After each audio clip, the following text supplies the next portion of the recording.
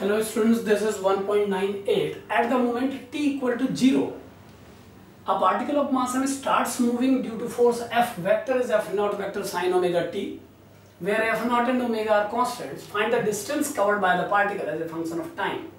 Draw the approximate plot of this function. So clearly इस problem में particle पे लगने वाला force F naught sin omega t है जो कि टाइम डिपेंडेंट है. Then a particle at t equal to 0, particle of mass m starts moving due to this force. So initial velocity of the particle is 0. At moment t equal to 0, particle starts. It means initial velocity is 0. Now with the help of this force, acceleration of the particle can be calculated. This vector will be f naught vector by m into sin omega t. यहाँ पर एक बात और ध्यान दें कि f naught vector और omega दोनों constant terms हैं और particle का mass भी constant है. So acceleration depends only on time. Now acceleration vector can be written as dv vector by dt. So it is dv vector by dt is f naught vector by m into sin omega t. So dv vector is equal to f naught vector by mass into sin omega t dt. And if we integrate on both the sides, then v vector, velocity vector of the particle will become f naught vector by m into cos omega t by omega with a negative sign. And the limits are from 0 to t. And the limits of velocity are from 0 vector to v vector. So a particle starts at t equal to 0, and due to this force, it approaches to a velocity v vector equal to f naught vector by m omega. Minus is also there, and on taking limits it will become cos omega t minus cos 0 1. यहाँ पर मैंने इस minus 1 by omega को outside लिया है, आप देख पा रहे, समझ पा रहे हैं. And if you take t in upper limit, then it will become cos omega t and cos 0 is 1. So if you take a negative side inside, negative sign inside, it will become f naught vector by m omega 1 minus cos omega t. By putting minus inside, velocity vector of the particle will become f naught vector by m omega into 1 minus cos omega t. This is the value of v naught vector. यानी velocity vector particle का time से dependent होगा और उसकी value इतनी होगी. अब problem पूछती है find the distance covered by the particle as a function of time. अगर मैं इस एक्सप्रेशन को एक बार और इंटीग्रेट कर दूं, तो एक बार और इंटीग्रेट करके हम इस पार्टिकल की डिस्प्लेसमेंट कैलकुलेट कर सकते हैं. हमें डिस्टेंस कैलकुलेट करनी है जो कि हमेशा इंक्रीज होते रहेगी. एक बात यहाँ पर ध्यान दें कि जो फोर्स पार्टिकल पे एक्ट हो रहा है वो पार्टिकल की वेलोसिटी को कंटिन्यूअसली इंक्रीज कर रहा है. अगर इस फॉर्मूले को आप ध्यान से देखें तो इस फॉर्मूले में t की किसी भी वैल्यू पर इस एक्सप्रेशन की वैल्यू नेगेटिव नहीं होगी. इसका मीनिंग है कि ये पार्टिकल जितनी देर भी ट्रेवल कर रहा है ये फॉरवर्ड डायरेक्शन में प्रोसीड कर रहा है. यानी कि इस फॉर्मूले से हम देख पा रहे हैं कि इस पार्टिकल की वेलोसिटी का वेक्टर कुछ पर्टिकुलर मोमेंट्स पे 0 होगा, बट ये नेगेटिव कभी नहीं होगा. यानी पार्टिकल एक पर्टिकुलर डायरेक्शन में ट्रेवल कर रहा है, रेस्ट में आ रहा है, लेकिन रेस्ट में आने के बाद अपनी डायरेक्शन को रिटर्न नहीं कर रहा है, वापस अपोजिट डायरेक्शन में ट्रैवलिंग नहीं शुरू कर रहा है. इट मींस इस फॉर्मूले से निकलने वाला डिस्प्लेसमेंट का मैग्नीट्यूड ही डिस्टेंस होगा.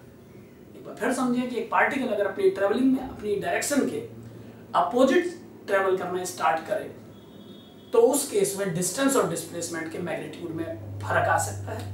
But here the velocity of the particle is expressed in terms of t as this. Since for some values of t this will become 0, but there is no value of t for which this expression will become negative. इसके मायने हैं velocity will be positive at some places, it will be 0 at some moments, but it will never negative. And since the velocity is not negative, it means particle will not return towards the origin. And if the particle is moving always in one direction, always with some rest positions, then distance and displacement magnitude will be same. So if you take modulus of that, then speed of the particle will become f naught by m into 1 minus cos omega t. This is. Now there is no need to calculate in vectorial form because distance, we have to calculate the distance. यहाँ पर एक बात ध्यान रखने की जरूरत है कि अगर आप इसको v वेक्टर के फॉर्मेट में लेकर के ही डिफरेंशिएट करेंगे तो जो वैल्यू निकलेगी वो डिस्प्लेसमेंट होगी. और डिस्प्लेसमेंट कैलकुलेट करना बहुत सिंपल होगा, चाहे ये एक्सप्रेशन नेगेटिव ही हो जाए. ये बात बिल्कुल क्लियर समझें कि वेलोसिटी को इंटीग्रेट करके डिस्प्लेसमेंट तो कैलकुलेट किया जाता है, लेकिन डिस्टेंस कैलकुलेट करने के लिए ये बात जानना बहुत जरूरी है कि पार्टिकल अपने ट्रैक के किसी पॉइंट पर रिट्रेस तो नहीं कर पाया अपने पाथ को। अगर पार्टिकल अपने ट्रैक पे इस काइंड का मोशन करता है कि ट्रेवल करके कुछ रिटर्न पाथ पे ट्रेवल करता है, फिर फॉरवर्ड जाके फिर रिटर्न होता है, तो इस केस में ये फॉर्मूला आपको केवल इनिशियल पॉइंट से फाइनल पॉइंट तक का डिस्प्लेसमेंट प्रोवाइड करेगा। ये बात क्लियर समझें कि इस फॉर्मूले को जब आप v को ds/dt पुट करेंगे तो वेलोसिटी का डिफरेंशिएशन फॉर्म में सॉल्यूशन निकालने पर वो जो वैल्यू आएगी वो वेक्टोरियली सॉल्व करके डिस्प्लेसमेंट होगी। अगर आप डिस्टेंस कैलकुलेट करना चाहते हैं तो आपको ये कैलकुलेट करना होगा कि पार्टिकल पाथ के किस किस पॉइंट पर रुका और अपने पाथ को रिट्रेस किया, तो फिर आपको स्पीड का डिफरेंशिएशन करना होगा। तो यहां पर हम वेलोसिटी या स्पीड किसी की भी हेल्प से डिस्टेंस कैलकुलेट कर सकते हैं, क्योंकि हमने अभी डिस्कस किया कि पाथ में किसी भी पॉइंट पर टाइम की किसी भी वैल्यू के लिए वेलोसिटी की वैल्यू नेगेटिव नहीं होगी। इसका मतलब ये पार्टिकल एक पर्टिकुलर डायरेक्शन में ट्रेवल कर रहा है, रेस्ट भी किसी पॉइंट पे अप्रोच कर रहा है, लेकिन रिवर्स नहीं हो रहा है, इसकी वेलोसिटी नेगेटिव नहीं हो रही है। तो अगर एक पार्टिकल की ट्रेवलिंग में वेलोसिटी कभी भी किसी भी पॉइंट पर नेगेटिव नहीं हो रही है तो उसका डिस्प्लेसमेंट और डिस्टेंस सेम होंगे। सो if we take v as ds vector by dt, then ds vector by dt is f naught by m 1 minus cos omega t, and ds vector displacement vector will become f naught vector by m into 1 minus cos omega t into dt. Now integrate on both the sides. This will become displacement vector is f naught vector by m. These are constants. F naught is also a constant vector. Integration of 1 is t and that of cos omega t is sine. So there is one omega also outside.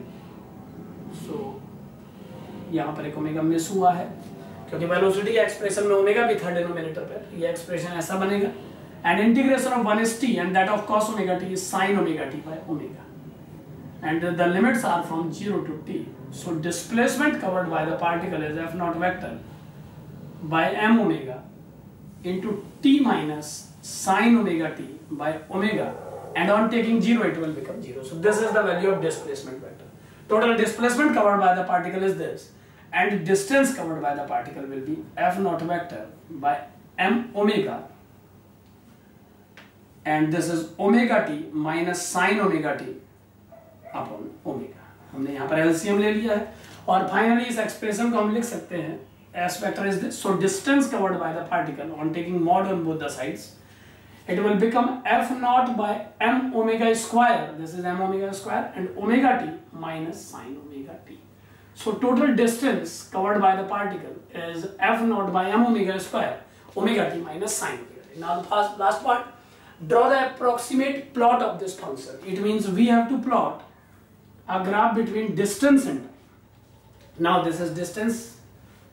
ये बात फिर एक बार याद दिला दूं question के final step में कि वेलोसिटी से ds/dt चेंज करने के बाद जो वैल्यू कैलकुलेट होती है वो डिस्प्लेसमेंट होती है, लेकिन अगर पार्टिकल अपने पाथ में रिवर्स नहीं होता है, अपने अपोजिट डायरेक्शन में ट्रेवलिंग शुरू नहीं करता है, तो फिर डिस्टेंस और डिस्प्लेसमेंट सेम होते हैं। इसलिए इस प्रॉब्लम में डिस्प्लेसमेंट या डिस्टेंस दोनों ही है।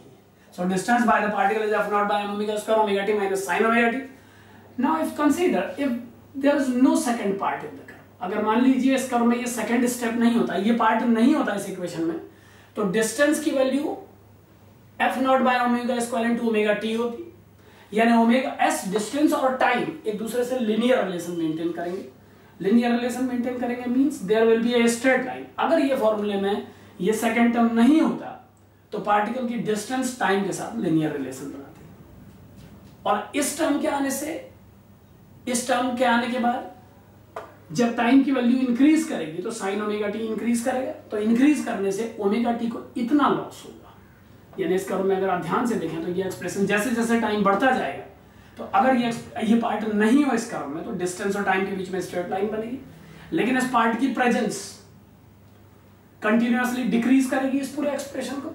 यानी जैसे जैसे जब तक ये फंक्शन इंक्रीजिंग फंक्शन होगा तब तक ये ग्राफ डाउन साइड मूव करेगा, और एक पर्टिकुलर वैल्यू के बाद जैसे आप समझ सकते हैं कि जब ओमेगा टी की वैल्यू की रेंज 0 से लेकर π/2 तक होगी तो ग्राफ ऐसा बनेगा, लेकिन जब उसके बाद ओमेगा टी की वैल्यू π/2 से पाई की रेंज में होगी तो फिर ये साइन ओमेगा टी डिक्रीज होना स्टार्ट करेगा, यानी उसके बाद ये डिक्रीज होना स्टार्ट करेगा और ये कंपोनेंट जैसे जैसे डिक्रीज होगा ये ग्राफ वापस ऊपर आएगा और इस कर्व को छू जाएगा। यानी जैसा साइन का स्लोप है उसके अपोजिट स्लोप में ये डाउन जाएगा, फिर यहाँ कहीं पर जब ये सबसे इस लाइन के पैरेलल होगा तो उस पॉइंट पर साइन की ग्रेटेस्ट वैल्यू होगी, this value is pi by 2 and this is pi, this is 0। After that 0 to pi by 2 ये पहले डिक्रीज करेगा, उसके बाद अपोजिट डायरेक्शन में इंक्रीज करेगा। इसके बाद तीसरा रेंज जब ये ओमेगा टी लाई करेगा pi to 3 pi by 2 then it will become negative, negative 0 to -1 lie करेगा। तो जब ये वैल्यू 0 से -1 लाई करेगी तो इसके नेगेटिव होने के बाद ये वैल्यू इंक्रीज होना स्टार्ट करेगी और 3 पाई बाय 2 तक ये फंक्शन इंक्रीज होता रहेगा। 3 पाई बाय 2 तक इंक्रीज होने के बाद जब ये value omega T 3 pi by 2 से 2 पाई की रेंज में लाई करेगी तो इस फोर्थ क्वाड्रेंट में ये -1 से 0 तक आएगा, यानी दोबारा डिक्रीज होना स्टार्ट करेगा और एग्जैक्टली 2 पाई पर ये इस लाइन पे रह जाएगा। यानी आप समझ सकते हैं कि इस कर्व का ग्राफ एक स्ट्रेट लाइन नहीं होगा। स्ट्रेट लाइन होता अगर s की वैल्यू केवल ओमेगा टी पे डिपेंड करती हो, ये पार्ट नहीं होता, लेकिन इस पार्ट की प्रेजेंस जैसा साइन वेरी करता है उसी के अकॉर्डिंगली इस कर्व को वेरी कराएगी। So graph will be like this and then this, similar for other steps like this and then this. So this will be the graph of the motion of that particle. The second extreme will be up to 4 pi and this bottommost point will be the next pi by 2 for that. अगला ये जो point होगा ये point है आपका 3 pi and then 7 by 2 pi and last it is 4 pi. तो हर 2 pi के बाद ग्राफ इस तरीके से एक डबल लूप सिस्टम क्रिएट करता जाएगा। So this is the graph between distance and time of the particle. ध्यान से देखें कि अगर डिस्टेंस केवल टाइम पे डिपेंडेंट होती तो डिस्टेंस और टाइम के बीच में एक स्ट्रेट लाइन बनती, जो मैंने आपको समझाया वो स्ट्रेट लाइन इस तरीके से मूव करती। लेकिन चूंकि यहाँ पर एक सेकंड टर्म भी है जो कि वैरी कर रहा है एक कर्व के फॉर्म में, 0 से पाई बाय 2 तक ये इंक्रीज कर रहा है तो हमारी वैल्यू डिक्रीज कर रही है, बॉटम जा रही है। पाई बाय 2 से पाई तक ये फिर डिक्रीज कर रहा है तो हमारी वैल्यू अपवर्ड जा रही है क्योंकि ये नेगेटिव टर्म है।